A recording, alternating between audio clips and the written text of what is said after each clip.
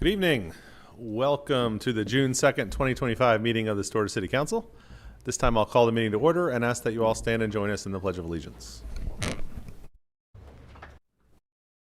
To the flag of the United States of America and to the republic for which it stands, one nation under God, indivisible, with liberty and justice for all.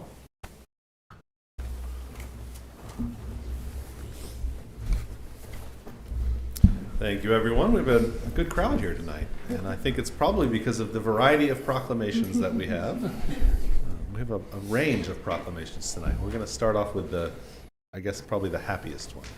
This is in recognition of the International Day of Play, and we have Sarah Brown and folks from the Stillwater Board of Directors here to help share this with us. I'll go ahead and read it, and then Sarah, if you guys would like to say anything, we'll invite you up. Whereas play is a fundamental part of every child's development, supporting learning, creativity, well-being, and social connection. And whereas the United Nations has declared June 11th as the International Day of Play, a global celebration recognizing play as a right for all children and a vital part of healthy childhoods and thriving communities. And whereas the City of Stillwater acknowledges that play is not only essential for the growth and happiness of children, but also strengthens family bonds and brings people together across generations and backgrounds. And whereas Stillwater, a Stillwater-based organization rooted in STEAM, science, technology, engineering, arts, and mathematics education, is dedicated to nurturing the development of young children through imaginative, interactive, and exploratory play experiences that spark curiosity and creativity. And whereas the City of Stillwater proudly supports Stillwater and their efforts to provide learning opportunities through inclusive and meaningful play that enrich the lives of children and families and prepare young minds for future success. And whereas the International Day of Play provides an opportunity for our community to come together in support of childhood innovation and the lifelong value of play.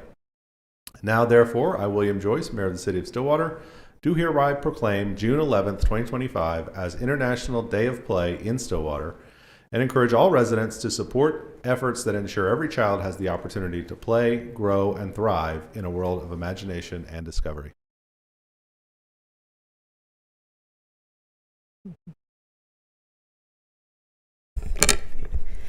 Thank you to Mayor Joyce, to the City Council, and the City of Stillwater for recognizing the importance of play for this meaningful proclamation. At Stillwater, our mission is to bring the community together in an immersive, innovative, and inclusive space where everyone can find the fun in learning. We believe play isn't just a break from learning, it is learning. It helps children grow, brings families together, and builds stronger communities. We're excited to celebrate the first ever International Day of Play right here in Stillwater with a special event at Stone Cloud Brewing on June 11th, featuring hands-on learn through play stations created with the support of our incredible community partners. It's free, family-friendly, and open to all, and we hope to see you all there. Awesome. Thanks so much. Thanks for all the work you guys are doing on this project, too. Thank you. Let's take a picture.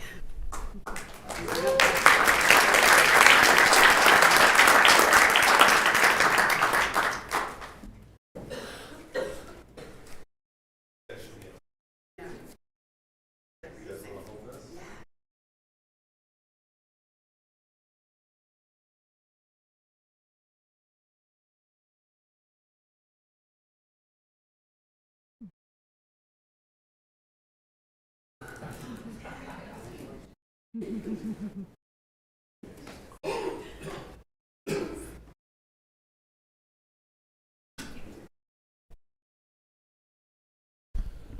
feel like that needs to go get colored on somewhere or finger painted or played with in some way.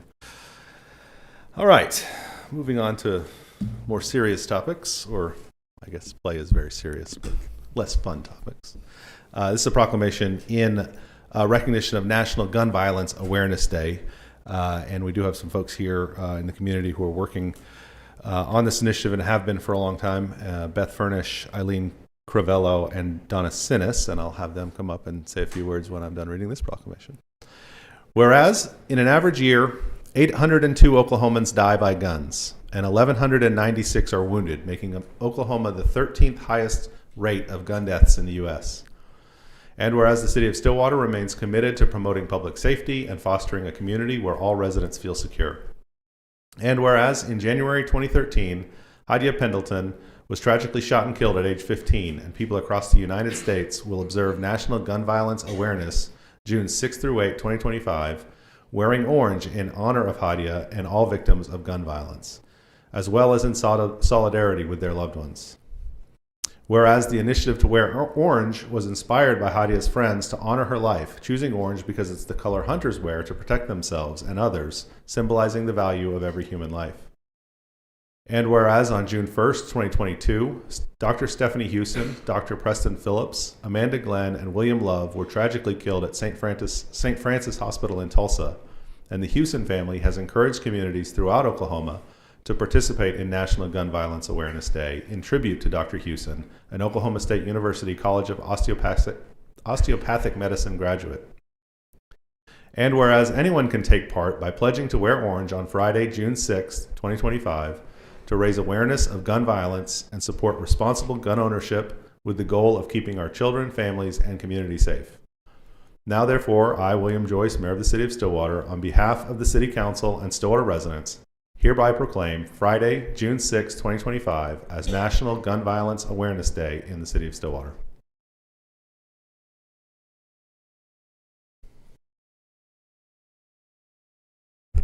Well, I will make this brief. Mayor Joyce and council members, thank you for doing a proclamation again. And I will just make anyone who's listening aware we encourage people to keep firearms secured from children. That can have really tragic consequences, or if there's a risk of suicide in your home. And people, especially police chiefs, will be sure to say, also don't forget about vehicles, because that's the #1 source for guns that end up in crime. So that's a direct action that everyday Oklahomans can do to prevent gun violence in our state. So thank you. Thank you for the work you're doing.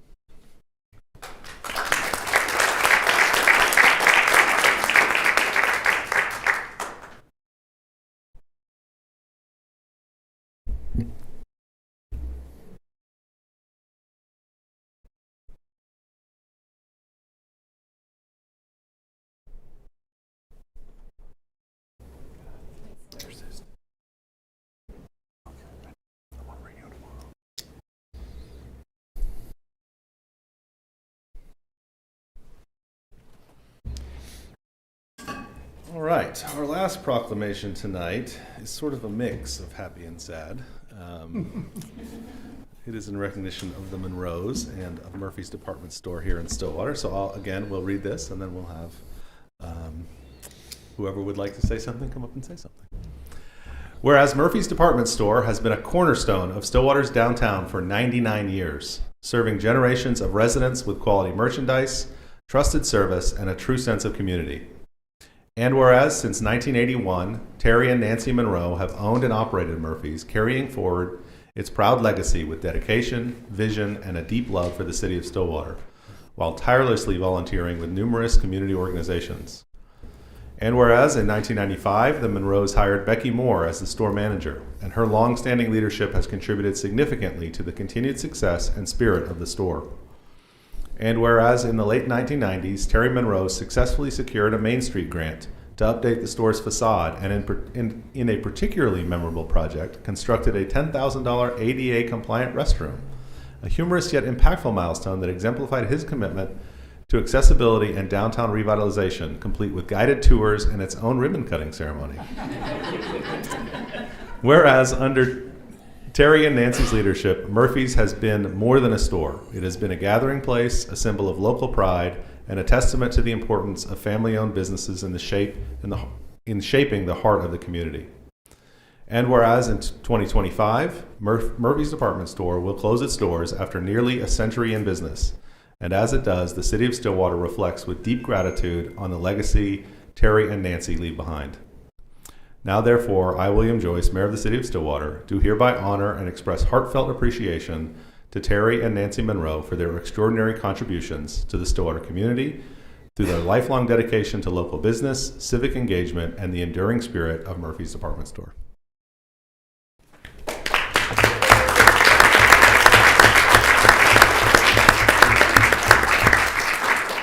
as you all come up, I would just add from a personal note that all of my wedding china and all of the at least half the wedding gifts that I received 25 years ago this summer came from Murphy's Department Store and continue to be cherished items in our home, and we'll always remember Murphy's for the role that they've played that the store has played in my life personally. Well, thank you. I think within the 44 years that we've been owners of the store, we've worked with at least 3 generations of brides in Stillwater. And I want to first thank everybody that's been shoppers with us for a long time. It's made the job easy for us. We really appreciate it, and we just thank people. Also, I did want to mention specifically the city of Stillwater, because the relationship we've had with Stillwater has been much, much better than relationships that we've had with other stores that we've owned. And we've always felt really, really gratified to be here. The council has been very supportive of both the downtown area and our store in particular, and we appreciate that also.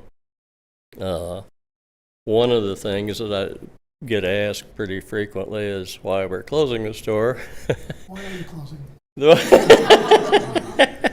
Well, the most important thing, I think, is that I'm going to be 80 this year.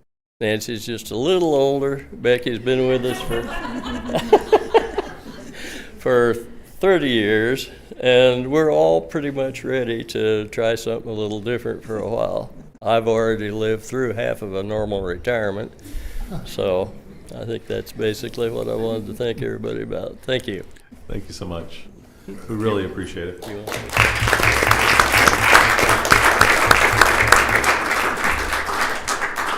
Well, we're surprised by this proclamation, but we're very appreciative of it, and we've enjoyed being a part of the Stillwater community. Thank you. Thank you so much.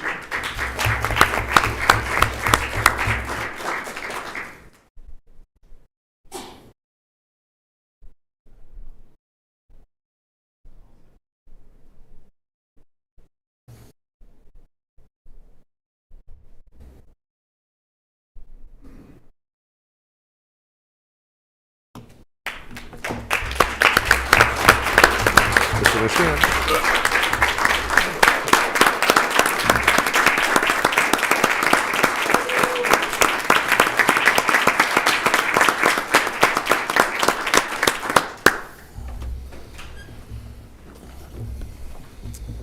It's hard to imagine in 99 years the ups and downs of downtown Stillwater.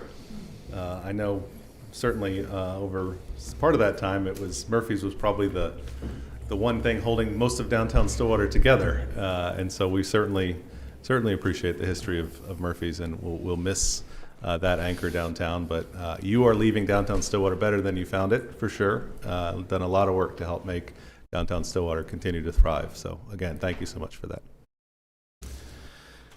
All right, counselors, that takes us to item 4 on the agenda, which is our consent docket. Questions, comments, or items to remove from consent? Please remove item C. Item C will be removed from the consent docket. Further questions, comments, or action on the consent docket? Motion to approve consent docket minus item C. Second. We have a motion and a second to approve the consent docket minus item C. Please vote. Consent docket minus item C is approved with a vote of 5-0. Councilor Hawkins, Councilor Harden, any comment on the item? I'd like to table this till next meeting, 2 weeks from now, so we can have the contractor here to answer questions. Okay. I don't think we need a motion to that effect. We'll just make sure it's on our next agenda. Thank you. That takes us to item 7, public hearings. 7A is receive public comment for a map amendment to rezone 1002 South Husband Street from 2-family residential to commercial business, CC-25-86. Do we have good notice? Yes, we do. Henry. Yes, sir. Good evening, Mr. Chair and councilors. My name is Henry Biebelheimer, the senior planner here with the City of Stillwater. Today we're hearing map amendment for 1002 South Husband Street to rezone from RT, residential 2-family, to CB, commercial business. Here's the area map for the property that shows it on the southwest corner of 10th and Husband. Here's the aerial view where you can see the proximity to Empire Slice and Stone Cloud. Here's the area view standing from Husband looking west. Here's the zoning map where you can see the RT to the west and south of the property. You can see the CB to the north. And you can see this little blue square, which is RT residential 2-family 2CB commercial business. That's going to be on your second reading later tonight. Here's the future land use for the property, which shows it and the surrounding uses as commercial. So the context for this project is that on October 1st, 2024, it went to Planning Commission, where it was recommended approval with a 3-0 vote. Then it went to City Council on October 21st, where it resulted in a tie vote, which was 2-2. Pursuant to City Code Section 256, a tie vote shall be considered no decision. So tonight it's coming before you again for a decision to be made. The applicant, Corey Williams, is here if you have any questions. Do you have anything for staff? Councilors, any questions for staff? Seeing none, I will open the public hearing. We have the applicant or a representative from the applicant that'd like to speak.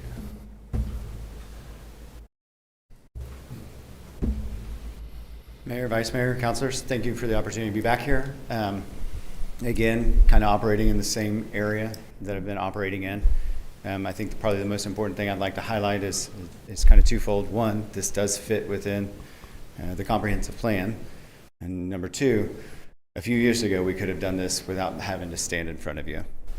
When the bid was originated back in, I want to say 2008, I could be wrong, a year or two. Part of that was to allow these uses by right. And when the bid expired, so did the overlay zoning that went with it, hence the reason that I'm here this evening. And so I've done Stone Cloud and Empire, and when we came before you for those, there was some fear about deleterious effects to the neighborhood. I don't think that those have been borne out. And I intend to repurpose the existing house by adding on to the back of it, and I intend to make it a neighborhood restaurant, utilizing the 1930s craftsman architecture. And to prove that out and how dedicated I am to that neighborhood, and if you go right around the corner to 1005, I stood in front of this council and I had to have it rezoned once upon a time as well, so we can move a house in that we took from West Street to replace an existing house that couldn't be saved. And it's craftsman and it fits in, and if you drove the neighborhood, you would never know that we did that. And so I'm hopeful that prior successes and keeping my word and the fact that this is a part of the comprehensive plan will give a little bit of latitude to what we plan to do in the future. And I'd be glad to stand for any questions. Councilors, any questions? Thank you, Mr. Williams. Thank you. I also have Janet Rogers signed up to speak.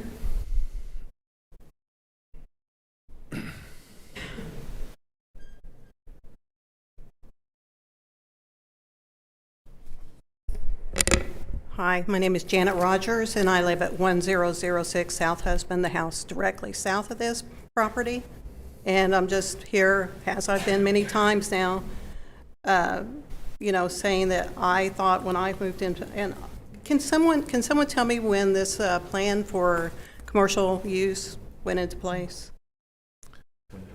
Yeah, the comprehensive plan was last adopted in 2012 or 2013. Okay, so in any case, I'm just, concerned about the fact that it's, the commercial business is encroaching into my space now, into my living space, and that, it will continue to do so. Thank you for being here. I don't have anyone else who signed up to speak. Was anyone else here planning to speak on this item? Seeing no one, I will close the public hearing. I guess we already got the recommendation from Planning Commission on this one. What's that? No. Anything else we need from staff?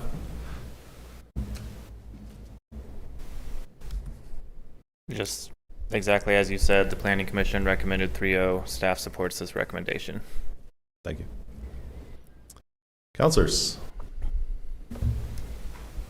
Well, let me start off by saying that I was one of the no votes last time. And the reason for my no vote was that this property at 1006 was going to be surrounded on both sides by this business, and on the south side, a parking lot. With that, we had two things in front of us that night, and I was concerned about that, and I voted no. I'm fine with this proposal without the parking lot. So. I guess I'm the reason there was a 2-2 vote because I wasn't. You weren't here that day. I mean, I think these are tough, right? Any kind of this sort of a zoning question is probably the toughest, or at least one of the toughest things we deal with as council, right? Because we're talking about the conflict between existing areas and existing neighborhoods and the growth of commercial areas or the growth of other uses into those areas. And we just talked about the 99-year history of downtown Stillwater and sort of some of the changes we've seen over time and the way things evolve.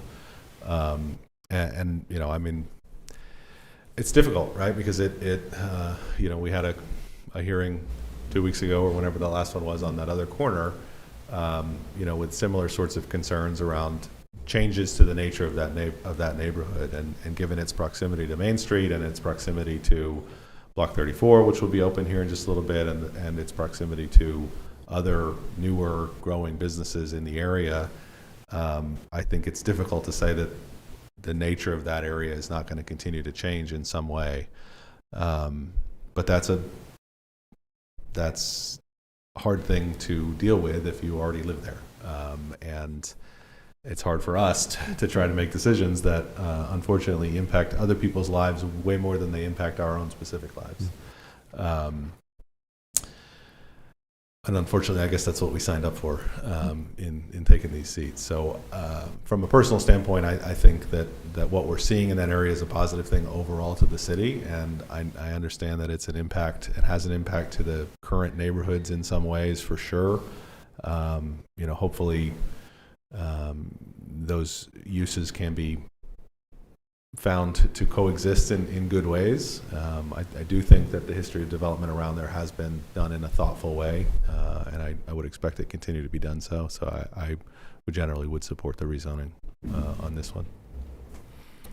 I also was a no vote last time. I agree with Councilor Clark. My concern was kind of the bigger picture we were presented that evening. I also agree, Mayor, these are challenging, but I do appreciate that the plan is to preserve some of the character that can often be have a buffering effect, I think, to the commercial development that's happening around, to have some kind of softer transition into commercial. So if it in fact preserves that home and the character that goes along with that home, you see a lot of urban spaces where that can be a really successful way to kind of protect the residential character that comes alongside and next to that. So I think it could be a part of helping maintain while transitioning that area. Further comments? Action on the item? I would make a motion to accept Planning Commission's recommendation. Second. We have a motion and a second to accept the Planning Commission's recommendation. Please vote. The request is approved with a vote of 5-0. Next up is item 7B, which is to receive public comment regarding a request for a specific use permit to allow churches and other religious institutions at property addresses 1307 North Husband Street. I think we have a memo to withdraw this item from the applicant. That's correct. Staff received a request from the applicant to withdraw, so nothing further is needed on this item. All right. That takes us to item 8, general orders. Presentation, discussion, and consideration of the adoption of a Stillwater Regional Airport Master Plan. Kelly Reed.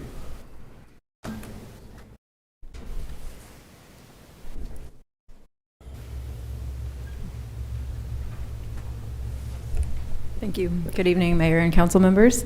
We're excited tonight to bring you the Airport Master Plan.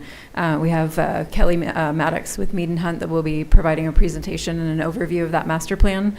But just high level, an airport master plan is very similar to a city's comprehensive plan, where we talk about the existing facilities available at the airport, what's required for development, and then it proposes potential development for the airport, both separated into aeronautical and non-aeronautical uses.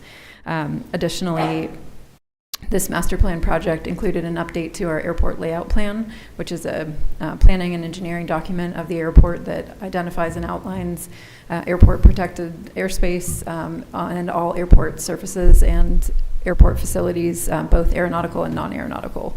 Our last airport master plan was adopted in 2008, so it was time for a new master plan. That master plan did not have any information about our commercial air service, so this does update with that information and really provided the foundation for the terminal that we've been developing. So without further ado, I'll introduce Kelly Maddox to come give you an overview of this document.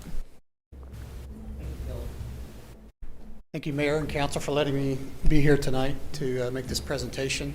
It's a brief 110-page slide presentation. No, I kid. So my name is Kelly Maddox with Mead & Hunt out of Tulsa, Oklahoma. We're one of 4 consulting firms that help prepare the master plan. So we thought it was important just briefly to touch on what is an airport master plan. Kelly talked a little bit about that, but it's a decision-making tool to help guide the orderly development at the airport, much like the comprehensive plan for the city. Lays out the physical facilities of the airport in the future. It's a 20-year strategic vision where we look 20 years into the future as best we can with what information we have at the time. It's an FAA tool for planning and programming, allowing them to know what the plans are for Stillwater so that they can, so that they can program the capital funds necessary to help fund the facilities at the airport. It helps to inform the follow-on NEPA documents, those National Environmental Policy Act documents that are required by the federal government for facilities that require federal funds. It helps inform the city and county for land use and transportation plans. It's flexible to allow for uncertainties as much as possible, but it should be supported by fact and logic. What a master plan is not, it's not a business plan. We did not market the airport, and we can't, by FAA regulations, market the airport to aerospace or other companies to come and locate it at Stillwater Regional Airport. It's not a strategic plan where we set goals and prepare staffing items for like that. It's not a noise study, although we did update the noise contours for the airport as a part of the plan. It's not a regulatory document, doesn't regulate anything. And it's not an FAA development mandate nor a guarantee of funding, but it does help to get funding for those facilities, and it is not rigid and inflexible.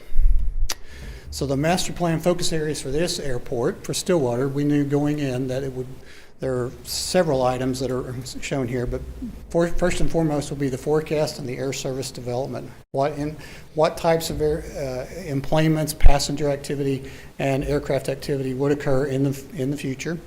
The terminal building was certainly a known facility that we would need to examine in detail, as well as the overall terminal area itself. At the time when we started the master plan, the planned Western Avenue corridor we thought was a sure thing, and we had planned to look at the area, not only the terminal building, but the whole terminal area, and how could that develop to meet the demands in the future, as well as to help revenue development, always a critical component at the airport, engaging the stakeholders that operate at the airport, like the airlines and the local tenants, but as well as try to engage the surrounding neighborhoods and the surrounding people as much as possible, as well as OSU and other institutional and economic development entities within Stillwater. And then finally, implementation. How do we pay for it? Always a critical component of anything, right? So those were the master plan focus areas. We knew that going in, and that held to be true as we went through the study. This is just a sort of a Gantt chart to show you what the master plan process consists of, where we do an inventory of existing facilities that tell us what we have at the airport. We do the forecast, which is what demand do we expect over the long-term 20-year time frame. We then compare those existing facilities to the demand, and we'll note any deficiencies with the facilities at the airport. And where we have those noted deficiencies, then we will evaluate alternatives that best meet that deficiency in the future, and consider lots of and very different elements in that the alternative evaluation. What those changes will look like then are input into the airport layout plan, which, as Kelly mentioned, is what the FAA requires that we put down and allow them to see what the plans are. And then the financial plan is, how do we pay for everything? And all throughout that, there is stakeholder engagement and public outreach. We had 4 stakeholder engagement meetings and 2 public meetings during this process. So forecasting being one of the key things of a master plan, the metrics that the primary metrics that we looked at were the passenger employments. That's always key at a commercial service airport. The aircraft operations, but not only the commercial service operations, but the general aviation as well. The based aircraft that we anticipate being located and where aircraft calls Stillwater Regional Airport home. That's where they're at when they're not flying around.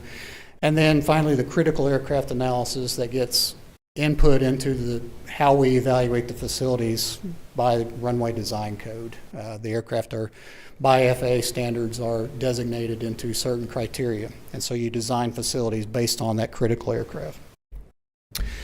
So here's just a comparison of the approved forecast that we submitted to the FAA and they approved. And we started this process in June of 2021, which meant we had to use the fiscal year 2020 operational data, and a fiscal year for the FAA is from October 1 through September 30th.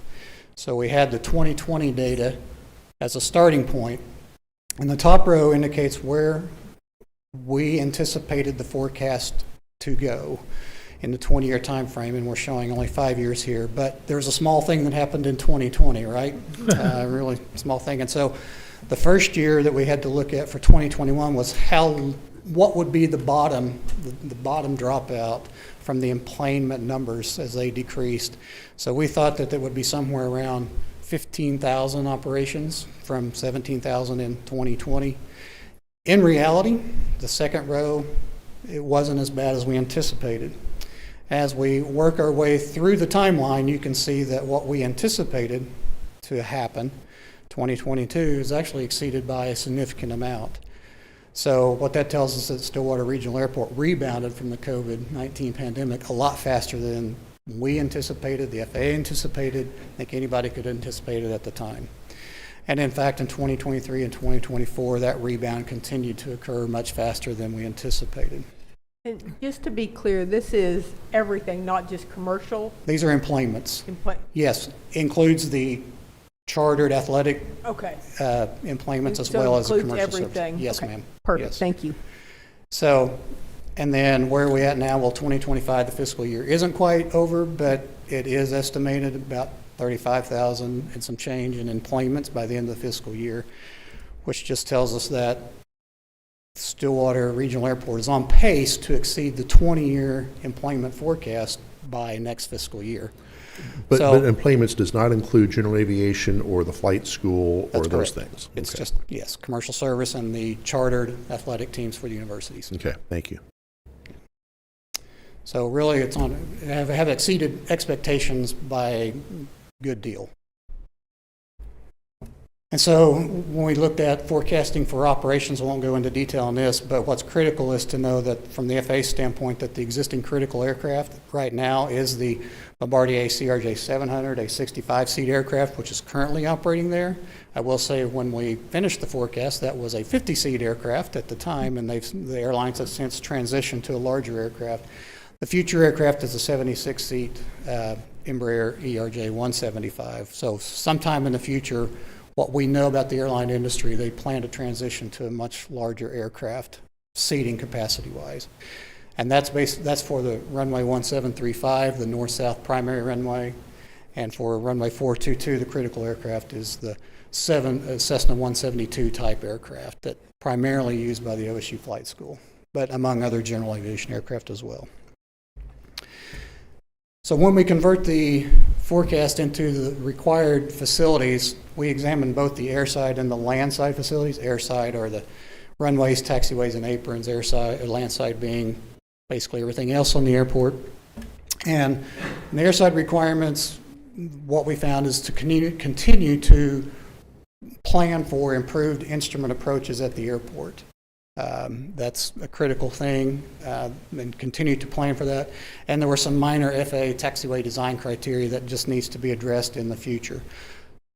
The biggest portion of our analysis dealt with the landside area and primarily the terminal, the passenger terminal building, the roadway access, the curbs, the apron, and the parking. So that was a major component of the master plan. But we also looked at the airport traffic control tower, the rescue firefighting facilities needs there, snow removal equipment, storage facilities, and just both small and large scale aeronautical facilities. So we evaluated all those for future facility needs.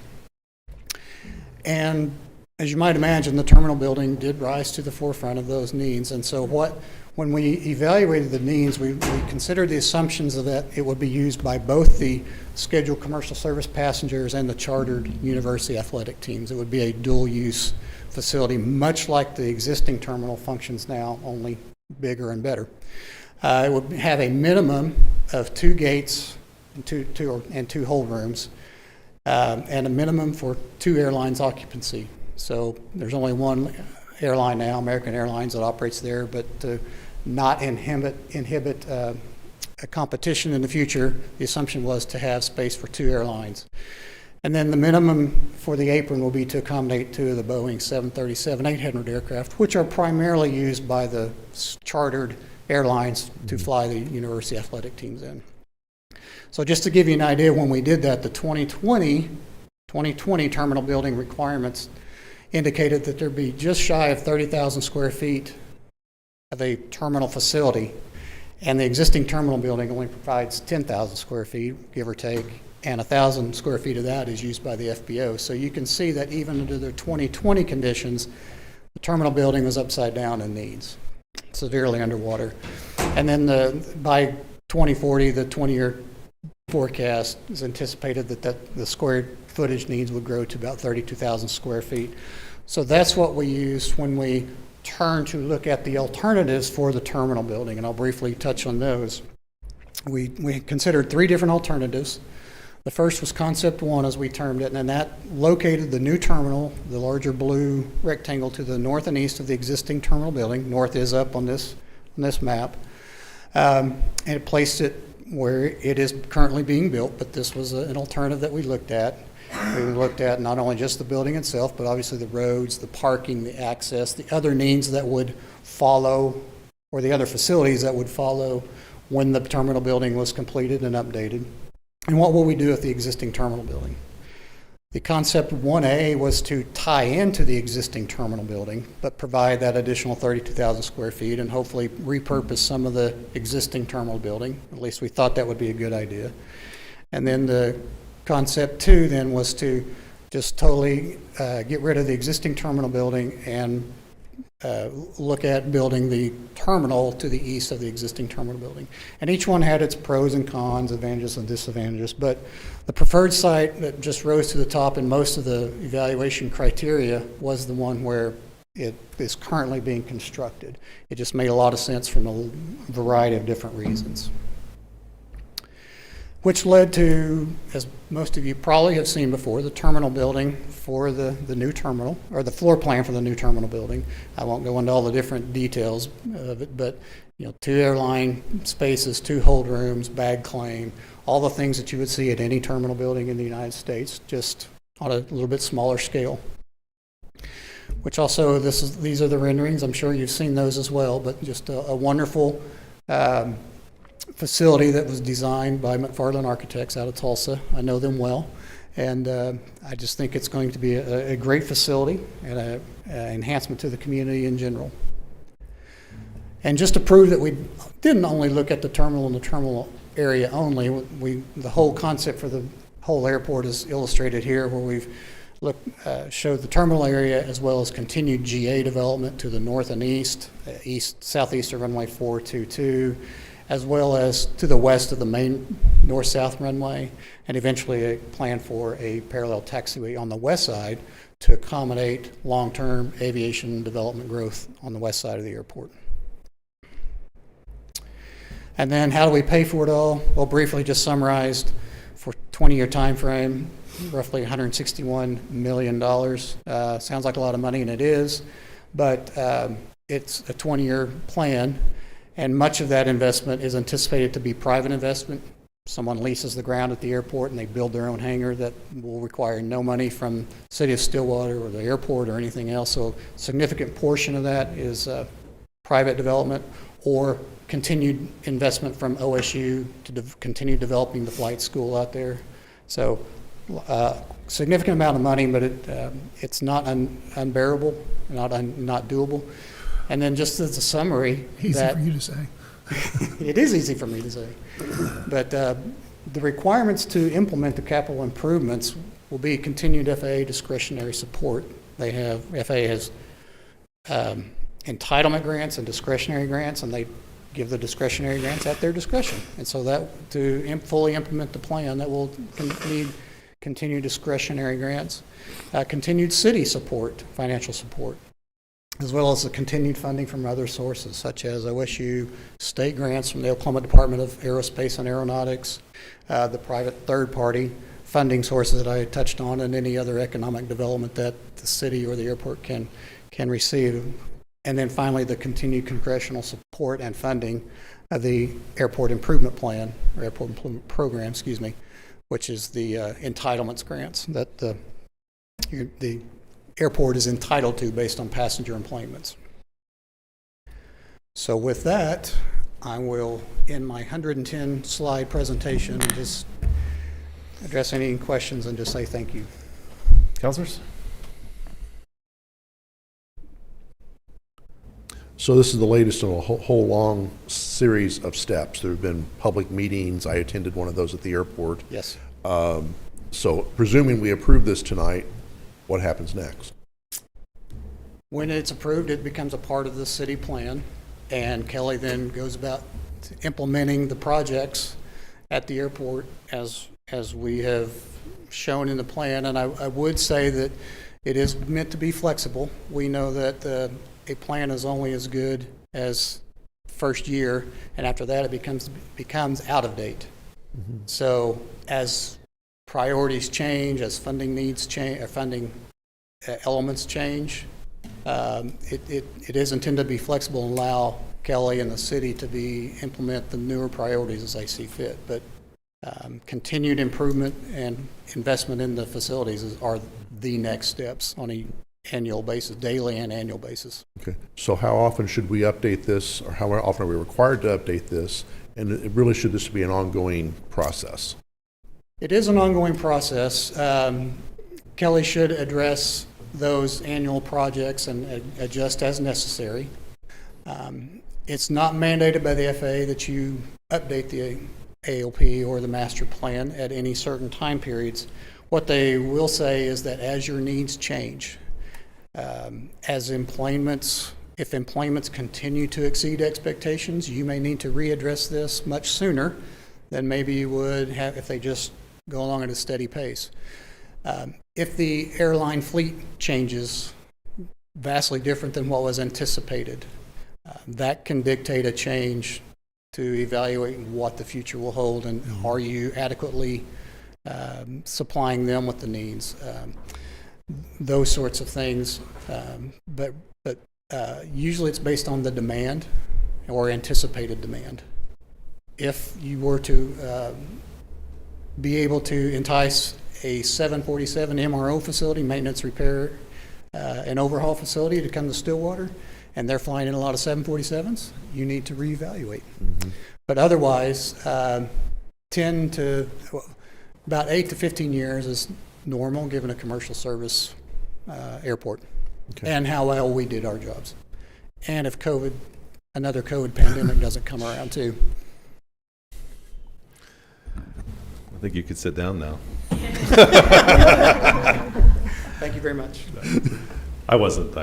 Other questions? I would just, I think the numbers on employments is great to see that increase and exceeding the prior sort of forecasts, but it's also something we talk about a lot, needing to support our commercial service by continuing to improve those employments. We would love to see more people flying in and out of Stillwater. I think the new terminal will have a great effect on helping get the word out for folks that are looking for a a place to fly in and out of. That Stillwater Regional Airport's a beautiful place to fly from and to. So we'll continue working on that.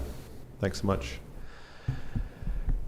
Resolutions. 9A, Resolution CC-2025-8, a resolution of the Stillwater City Council adopting an operating budget for the fiscal year 2025-2026.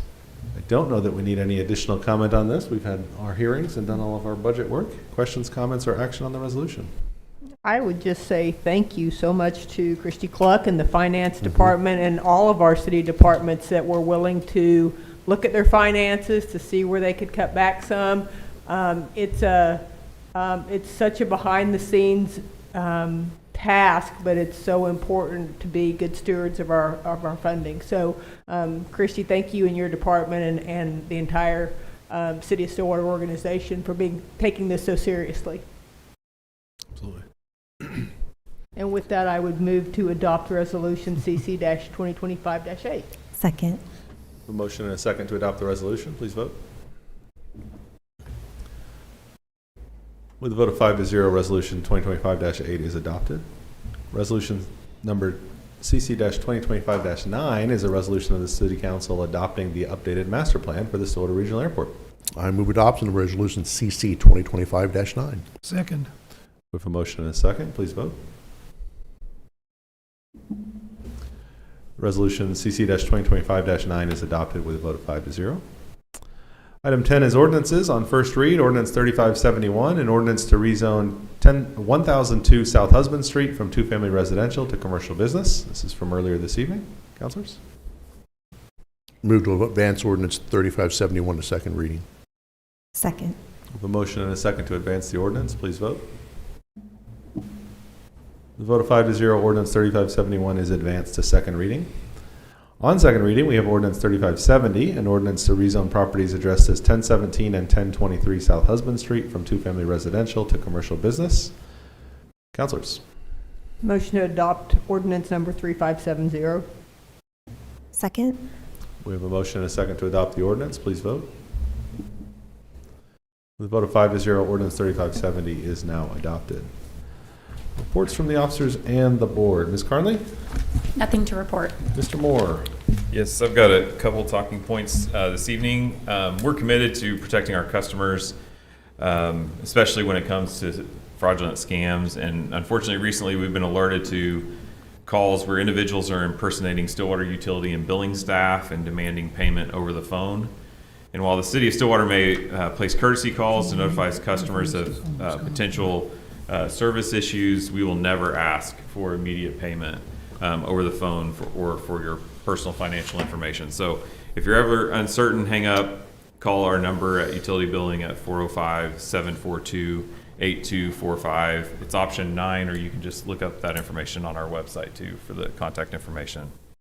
For my second announcement, we want to express our deepest appreciation to Fire Chief Terry Essery for his 20 years of dedicated service to the Stillwater Fire Department, his leadership commitment to our public safety, his unwavering support of our community. We all know Terry and Amber and his family and love them, and they've had a lasting impact on our community, especially his leadership during the recent March wildfires.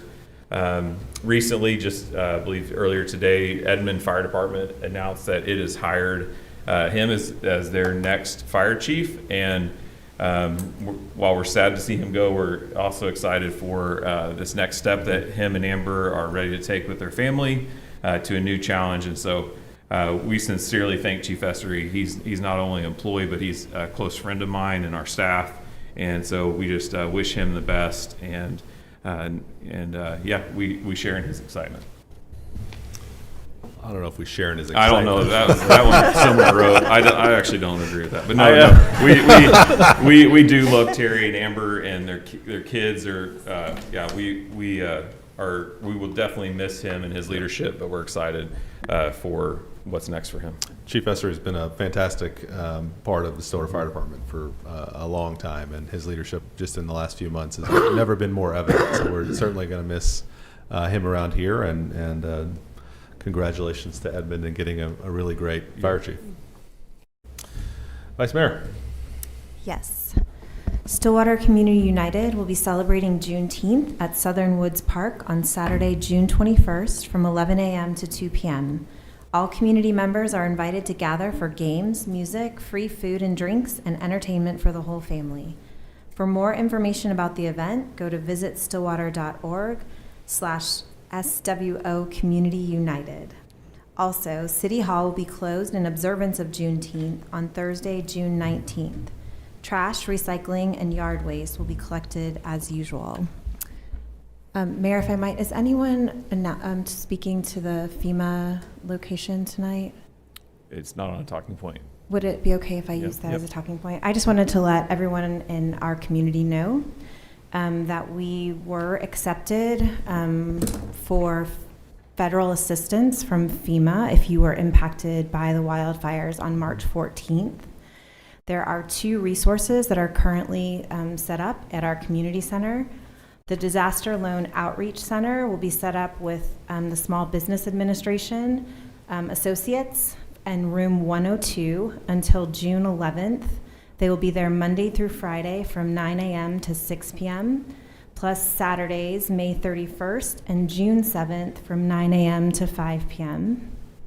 And FEMA will be set up at the Stillwater Community Center also in room 110, and they will be there Monday through Friday, 9 a.m. to 6 p.m., plus Saturdays, May 31st and June 7th from 9 a.m. to 5 p.m. They are not sure how long they will be there, but they do anticipate that they will be there for 1 month. We just encourage anyone that has been impacted by the fires to go in and talk with the SBA folks and the FEMA folks to understand what resources they might have available to them in terms of federal assistance. Thanks for throwing that in there. That is important. They've got banners and stuff outside the community center I saw today, so yeah, encourage people to go check them out. Councilor Hawkins. Stillwater Art Integration has kicked off the Utility Box Art Program again this year. This contest is open to all community members, and this year's theme is Stillwater Strong. This beautification and graffiti abatement initiative was a great success last year, and I think anyone who has seen the utility boxes around town would agree with that. And we look forward to seeing your art submissions. For more information, go to stillwaterok.gov/art. Excellent. Thank you. Councilor Clark. Well, it's getting warmer and school is out and the splash pads are open. They are located at Boomer Lake Park and in Southern Woods Park are open daily from 10 a.m. to 8 p.m. They're only closed if there's inclement weather or if they're being maintained. Get ready to get out, get some sunscreen, take the kids and splash into summer. And then for Councilor Harden, he asked me to read this for him. I have no voice. We have, as normal, many opportunities to serve on committees and boards of the city, and we encourage you to apply. We're currently looking for passionate residents join committees including the Board of Drainage Appeals, the Audit Committee, Board of Adjustment, and the Building Trades Board. Learn more and apply today at stillwaterok.gov/citizen boards. Please do. Thank you. Since it's now June, I'll remind you to save the date and celebrate Independence Day with Stillwater's 31st Boomer Blast Fireworks Show, Friday, July 4th at Boomer Lake Park. Festivities will kick off at 6:30 p.m. with food trucks, music, and more. Fireworks show will begin around 9:30. For those who prefer not to attend the event in person but would like to watch the fireworks show, it will be streamed live on the City of Stillwater Facebook page and YouTube channel. The city will continue to share event details on social media and our website, stillwaterok.gov/boomerblast. Happy Independence Day. Anything further? Is there a motion to adjourn? So moved. Second. We have a motion and a second to adjourn the City Council. Please vote. With a vote of 5-0, the Stillwater City Council is now adjourned. At this time, I will call to order the Stillwater Utilities Authority meeting for June 2nd, 2025. Trustees, questions, comments, or action on the consent docket? Motion to approve the consent docket. Second. With a motion and a second to approve consent, please vote. With a vote of 5-0, the consent docket's approved. Our only other item on this agenda is Resolution SUA 2025-2, a resolution of the Stillwater Utilities Authority adopting an operating budget for fiscal year 2025-26. Trustees. I move approval or adoption of resolution SUA 2025-2. Second. A motion and a second to adopt the resolution. Please vote. The resolution is adopted with a vote of 5-0. Anything further from the officers of the board? Is there a motion to adjourn? Motion to adjourn. Second. A motion and a second to adjourn SUA. Please vote. With a vote of 5-0, the Stillwater Utilities Authority is now adjourned. At this time, I will call to order the Stillwater Economic Development Authority meeting for June 2nd, 2025. Trustees, action on the consent docket. Motion to approve consent docket. Second. We have a motion and a second to approve consent. Please vote. Consent docket is approved with a vote of 5-0. Item 5 is Resolution SEDA-2025-2, a resolution of the Stillwater Economic Development Authority adopting an operating budget for the fiscal year 2025-26. Trustees? Motion to adopt resolution SEDA-2025-2. Second. We have a motion and a second. Please vote. With a vote of 5-0, that resolution is adopted. Anything further? Is there a motion to adjourn? So moved. Second. Motion and a second to adjourn SEDA. Please vote. With a vote of 5-0, the Stillwater Economic Development Authority is now adjourned. And for one of the few times, fun times of the year, I will now call to order the Stillwater Public Works Authority special meeting for June 2nd, 2025. Trustees, action on the consent docket. Motion to approve consent docket. Second. We have a motion and a second to approve consent. Please vote. With a vote of 5-0, the consent docket is approved. Item 5 is Resolution SPWA-25-2025-1, a resolution of the Stillwater Public Works Authority adopting an operating budget for the fiscal year 2025-26. Trustees. I move adoption of resolution SPWA 2025-1. Second. I have a motion and a second. Please vote. With a vote of 5-0, that resolution is adopted. Anything further? Is there a motion to adjourn? Motion to adjourn. Second. We have a motion and a second to adjourn SPWA. Please vote. With a vote of 5-0, the Stillwater Public Works Authority is now adjourned, and that concludes our meetings for the evening.